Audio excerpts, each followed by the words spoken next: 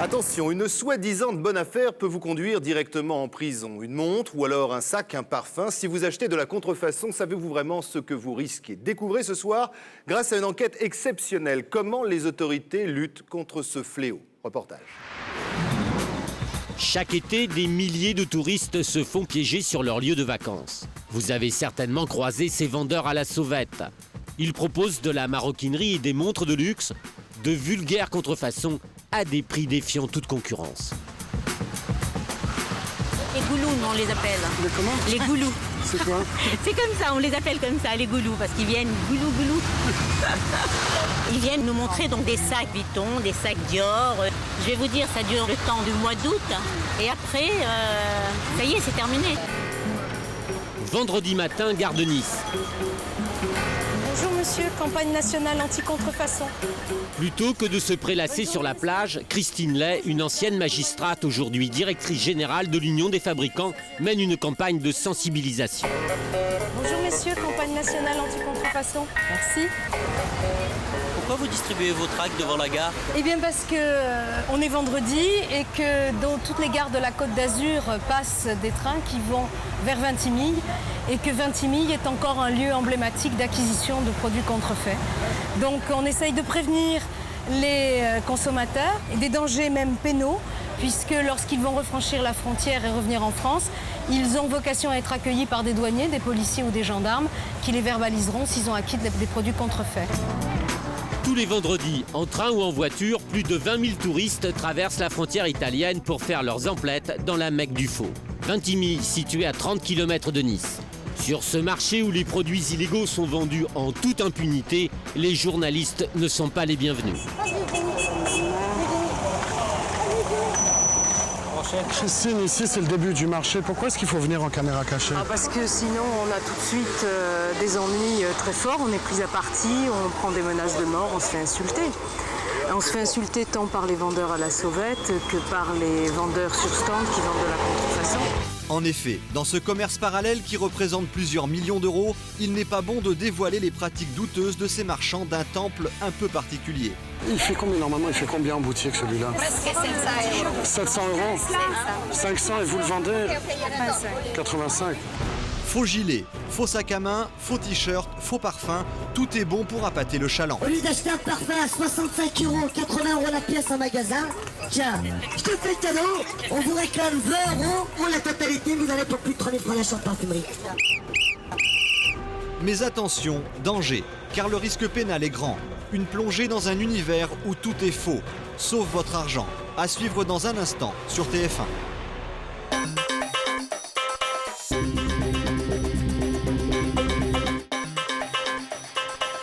Le marché de la contrefaçon, un commerce en pleine expansion, mais pas sans risque. Voici la suite de notre document sur le marché de Vintimille, en Italie, au lieu de la contrefaçon. Quand on arrive par la gare à Vintimille, le premier contact qu'on a avec ce fabuleux marché, qui par ailleurs est très riche en produits italiens, c'est celui-là. C'est un stand qui est dédié au faux. Et je trouve ça révoltant. La police, elle est là. Et là, nous sommes en Europe.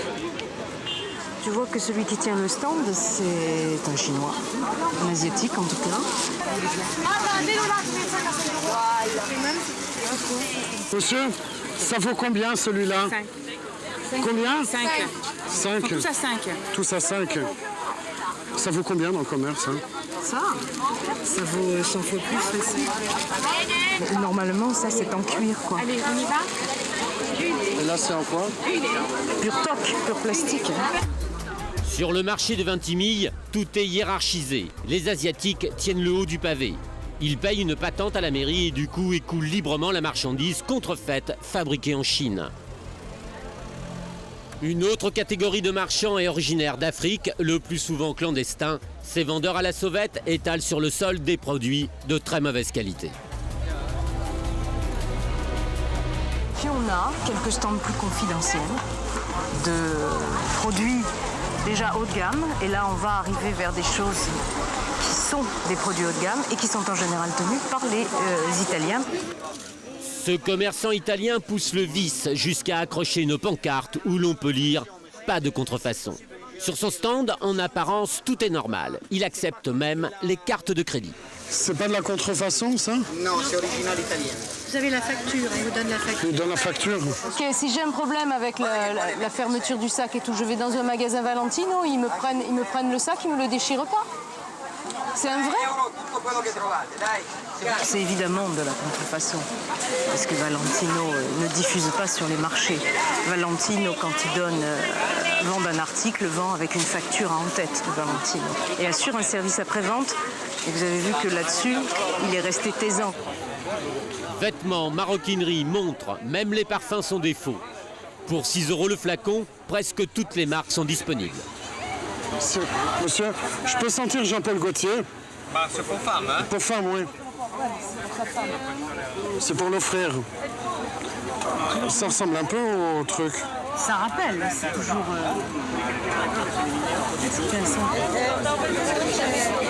Ça arrache un peu quand même. Hein. Pour les gens qui en achètent, le problème il est sanitaire parce qu'on se met ça sur la peau en général. Et le coupage parfois, c'est de l'urine. Pourquoi? Parce que dans l'urine, il y a de l'ammoniac et ça stabilise les horreurs. C'est un lapsus révélateur. Moi, je veux bien qu'on paye ça 6 €. Je veux bien qu'on ait l'impression d'avoir une odeur qui finit par tourner très très vite, mais moi j'ai pas envie de m'asperger d'urine et mon Dieu, je crois qu'il faut quand même le dire aux gens, parce que là ça devient vraiment très cher. Attends, pardon, il y a les flics qui sont en train de le faire emballer, regarde. De temps en temps, la police italienne intervient. C'est pour déloger quelques instants les vendeurs à la sauvette.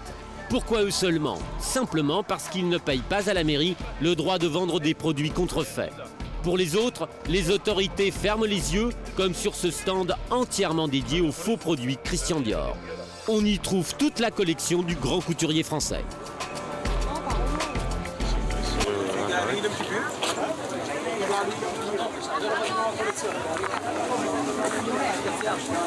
Vous vendez que du Dior ici? Oui, c'est bien. Je peux voir le petit gilet là? Il fait combien normalement? Il fait combien en boutique celui-là? Presque 500 €. 700 €? 500 et vous le vendez?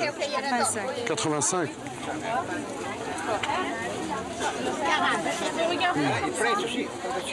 Juste une question, madame. À la douane, ils nous font des problèmes? Après 5 heures, il faut passer. Il faut passer après 5 heures? Voilà, il n'y a pas de problème. D'accord. De toute façon, pour être sûr, vous les dessins blancs, vous le faites mettre à la dame ou vous le cachez dans le pantalon, c'est pas un problème.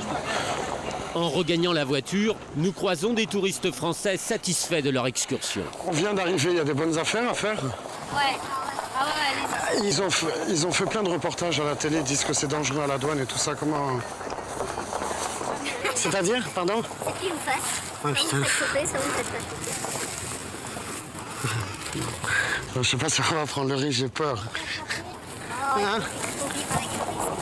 Alors le fait pour une personne d'acheter un produit contrefait et de le ramener en France, eh bien c'est un délit, c'est le délit de contrefaçon et elle s'expose à 3 ans d'emprisonnement et 300 000 € d'amende. Des peines qui n'effraient pas les adeptes du marché de Vintimille. Gendarmerie, douane, police, nous sommes à la veille du week-end et les services de l'État se sont déployés en force au col de la Turbie. C'est le péage le plus proche de la frontière italienne. Vous allez voir que les contrôleurs n'agissent pas au hasard. Qui vous signale ces numéros? C'est quelqu'un qui est en Italie, qui est sur le marché, et qui repère les... C'est un gendarme? Non, c'est pas un gendarme. C'est un douanier alors? C'est une taupe. Une taupe. Vous voulez pas en dire plus? Bonjour madame, service des douanes. Vous arrivez d'où s'il vous plaît? De Vintimille, vous avez fait beaucoup d'achats? Comme les fonctionnaires français ne peuvent pas agir en territoire italien, ce sont des employés de grandes marques infiltrés dans le marché de Vintimille qui jouent les indicateurs. Vous arrivez d'Italie? Vous avez fait des achats? Allez, vous me faites voir s'il vous plaît.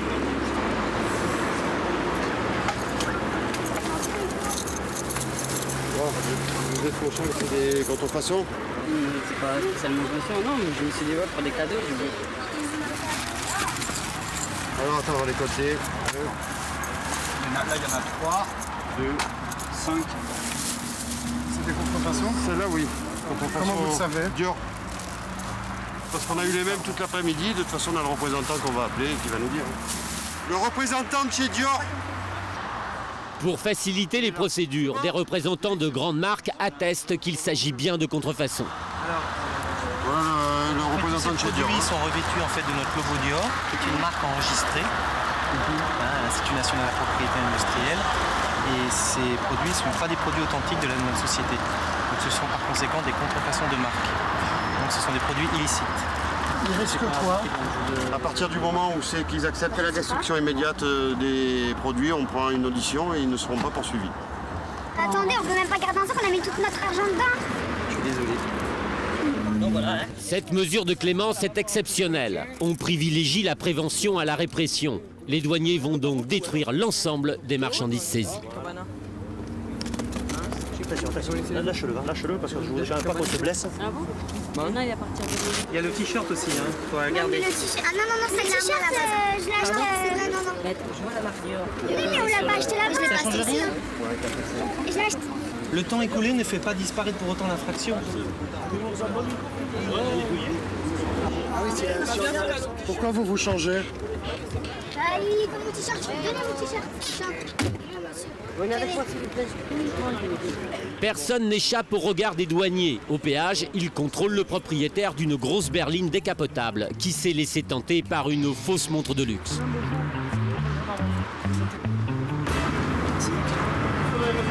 Oui, je reconnais le caractère contrefaisant de ces produits qui ne sont pas fabriqués par notre maison. C'est une fausse montre Vuitton. Tout à fait. Mais on a le sentiment que vous avez les moyens de ne pas acheter de la contrefaçon. Ah oui, oui, bien sûr qu'on a les moyens. Mais c'était un petit truc à, je sais pas, 20-30 euros, quoi. Histoire de mettre peut-être avec un vêtement Vuitton. Ce sont les femmes, ça. Oui. Finalement, la contrefaçon, c'est pas juste un truc de petits banlieusards qui achètent. Il y a même des belles voitures. Mais je pense que tout le monde est concerné effectivement par des achats de contrefaçon. Enfin, nous, dans les sondages que l'on peut faire, on n'a pas de classe sociale prédéterminée sur l'achat de contrefaçon. L'après-midi s'achève avec le contrôle de ce bus de touristes qui revient d'une excursion au marché de Vintimille. Les douaniers débarquent en force, ils savent par expérience qu'ils ne seront pas déçus. Et en effet, c'est la caverne d'Ali Baba, fausses lunettes Prada et faux sacs Burberry.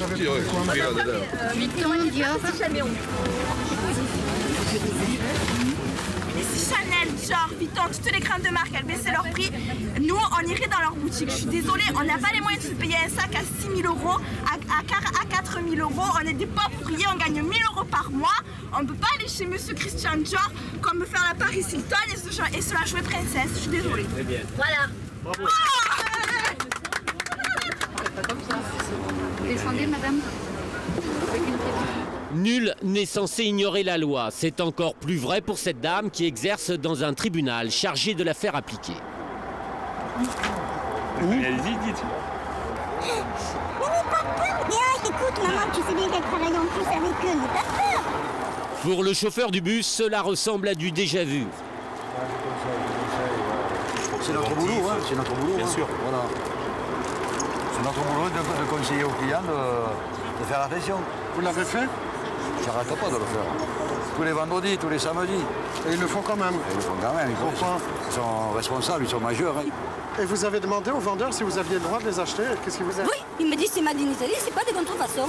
D'ailleurs, sur son étal, il y avait écrit ni copie ni contrefaçon. Vous leur dites pas, hein. Ça nous fait plaisir d'acheter des sacs à 10 euros au lieu de 140 euros. On n'a pas moyen de nous acheter à 140 euros, 150 euros. Je suis désolé. Ouais. On va du côté de la frontière, on va toucher à 4 euros. On en achète à chacun. Qu'est-ce que vous voulez? On reviendra. C'est pas méchant, mais je veux dire, c'est l'économie souterraine, hein, comme on dit. Pour éviter d'acheter une contrefaçon ou pour être alerté sur l'achat d'une contrefaçon, il y a 3 signaux d'alerte. D'abord, le lieu de vente.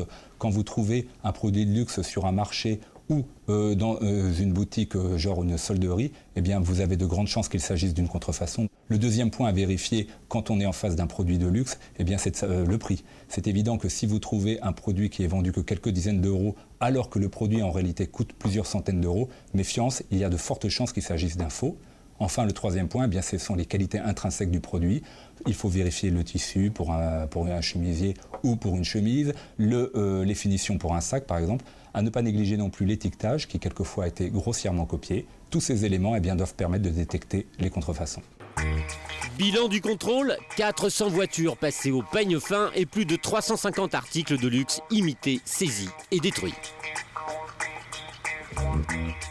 Il n'y a pas qu'en Italie qu'il y a des produits contrefaits. Près de Montpellier, ce jour-là, un bonimenteur fait fureur sur le marché de Carnon. Il propose des parfums de marque à des prix imbattables, 2,50 € le flacon. Près de 20 fois moins cher que dans une parfumerie traditionnelle. Le maître de Jean-Paul Gaultier, au lieu d'acheter un parfum à 65 €, 80 € la pièce en magasin, tiens, on vous réclame 20 €, regardez voir ce que vous voulez. Le litre de la pizza, il vaut combien? Allez, je te fais le cadeau, on est là rarement, on est là qu'une fois par an, hein. Allez, Hugo du Gabos, on a dit que c'était rien que pour les beaux gosses, tiens. Donnez-moi 20 € la totalité, vous allez pour plus de 30 000 francs d'achat de parfumerie. Et comment ça se fait alors qu'ils soient aussi pas chers les parfums? C'est des contrefaçons? C'est des fonds de cuve. Des fonds de cuve? Ça veut dire que les grandes marques redonnent leur vieille... C'est exactement les mêmes, mais c'est les fonds de la cuve des grandes marques, donc ils ont un peu moins, un peu moins longtemps. Eh bien, des parfums qui vaut plus de 60 € la pièce. Le complice du bonimenteur a inventé cette histoire de fond de cuve pour faire croire que les parfums qu'il propose sont presque identiques aux originaux. La tromperie est avérée, ils se servent d'un nom de marque connue pour vendre leur camelote. Aujourd'hui, on fait voir la différence entre les escrocs, les charlatans et les professionnels, tiens. Parce qu'aujourd'hui, ça, c'est des parfums qui proviennent de Grasse. La personne qui propose dans sa boutique des produits contrefaits est considérée comme étant un contrefacteur. Par conséquent, elle est susceptible de se voir condamnée jusqu'à 3 ans d'emprisonnement et 300 000 € d'amende. C'est pas tout, parce qu'à cela, il y a d'autres peines complémentaires qui s'ajoutent, dont la fermeture de son établissement, de manière définitive ou provisoire, mais également une publication du jugement à intervenir, et puis enfin, des dommages et intérêts qu'il devra à la marque qui l'a contrefaite. Grasse, capitale mondiale du parfum, un gage de qualité et c'est vrai, à quelques exceptions près. Sur la Côte d'Azur, Grasse est le passage obligé pour des touristes qui viennent visiter les usines de parfums et flâner dans les ruelles de la vieille ville. Et comme souvent, là où il y a abondance de touristes, les aigres fins sont embusqués. Ici, il ne s'agit pas d'un stand de bonimenteur sur un marché, mais d'une boutique qui a pignon sur rue. Et là, ce parfumeur fabrique lui-même ses parfums. Enfin, ses parfums, pas tout à fait.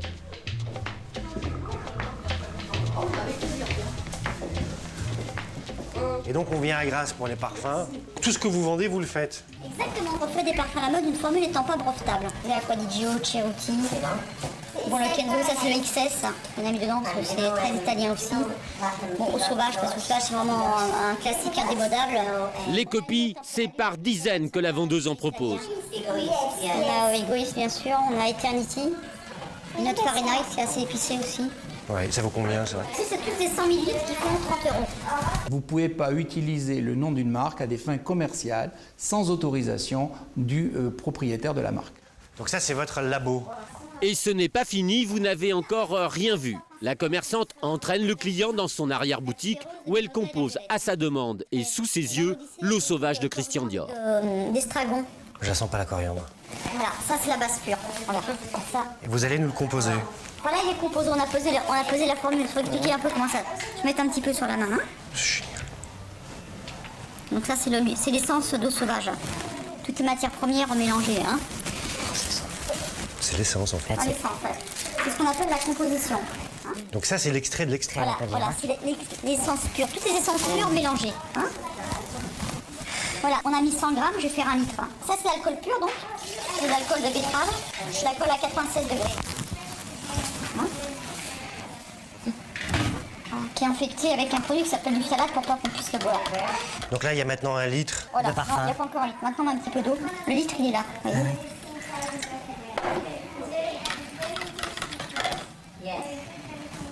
Voilà, maintenant vous avez 1 litre. Alors c'est simple, une fois que la composition est posée, ça va, mais il faut la poser. Hein. Dites-moi, ça a l'air quand même... c'est à la louche, non?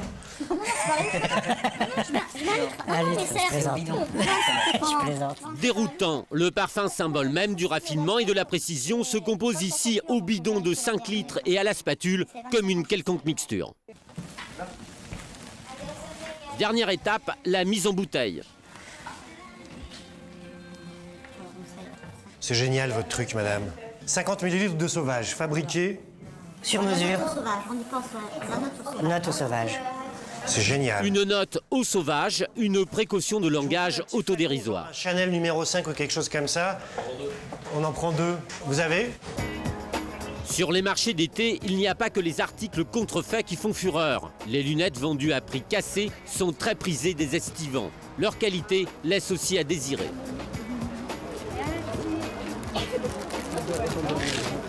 Pensez avoir fait une bonne affaire?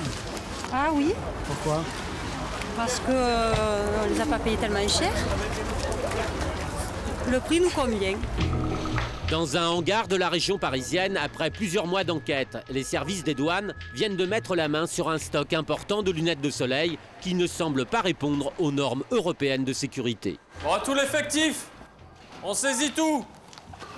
La moitié en non-conformité, le reste en marchandises servant à masquer la fraude. Allez, on emballe.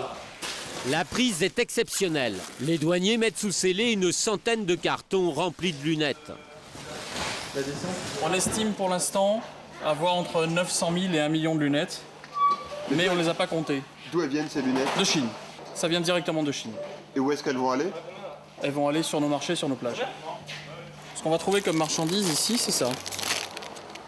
Ce sont des lunettes. Ça n'a pas l'air bien méchant. Ça n'a pas l'air bien méchant, non, tant qu'on ne les porte pas. L'achat de produits contrefaits peut avoir des conséquences dramatiques pour les consommateurs. Prenons l'exemple des lunettes contrefaites qui souvent sont des lunettes de mauvaise qualité. Le consommateur les chausse au soleil en pensant être protégé, alors qu'il ne l'est pas. Ça peut avoir des conséquences dramatiques pour sa vue. C'est de l'arnaque, c'est quasiment de l'escroquerie. C'est quasiment de l'escroquerie. Et c'est les vacanciers qui se font avoir. C'est les vacanciers qui se font avoir, c'est les enfants des vacanciers qui se font avoir aussi. Pour mieux berner les consommateurs, certains lots portent même le label de la Communauté européenne, un gage de sécurité. Quel conseil vous pouvez donner aux consommateurs qui, sur un marché ou à la plage, va tomber sur des lunettes qui ressemblent à ça? Savoir tout simplement que quand on paye quelque chose 5 €, il ne faut pas s'attendre à autre chose comme qualité. Le patron de la société qui a importé illégalement les centaines de milliers de lunettes dangereuses a du souci à se faire. Il risque une amende égale à 3 fois la valeur des marchandises. Et là, il y en a pour combien? Là, pour l'instant, on est à 900 000 pièces. C'est les marchandises qui sont revendues sur le territoire dans les 5 à 10 € la pièce. Résultat, le responsable de la société risque la saisie de son stock de lunettes et en plus une amende de plusieurs millions d'euros. La patronne de l'entreprise vient d'apprendre que la douane vient de saisir la moitié de son stock de lunettes. Au total, près de 600 000 pièces. Elle est abasourdie. Bonsoir madame. Ça, il y a un problème, tout. Oui, il y a un problème pour tout. Vous inquiétez pas madame, la loi est même pour tout le monde, on ira les voir aussi. Si vous avez fait que nous, comment on va vivre? Aidez-moi. Comment y vivre? Vous avez tout ça comme lunettes. Madame, nous travaillons avec les lunettes. Vous Mais ça fait presque 10 ans. Vous vous calmez. Elle n'a aucun papier à présenter. Elle n'a pas les notices techniques qui sont demandées. Elle n'a pas les rapports d'expertise qui sont demandés, qui a dû être fait en Chine. Mais tout mes marchandises, comment je vais faire, s'il vous plaît? Aidez-moi, s'il vous plaît. Je crois que vous avez contre les Chinois, ça va pas. Bon, ça va madame?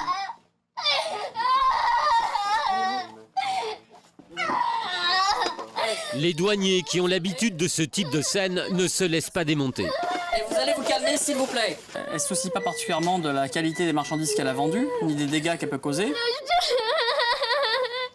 Elle se fait certainement une belle marge avec ses lunettes. Elle pleure sa marge. Voilà. Il veut prendre toutes mes lunettes, et comment je vais faire? Sur les 1 600 000 lunettes saisies, plus de la moitié ont été déclarées dangereuses et détruites à la suite des analyses effectuées.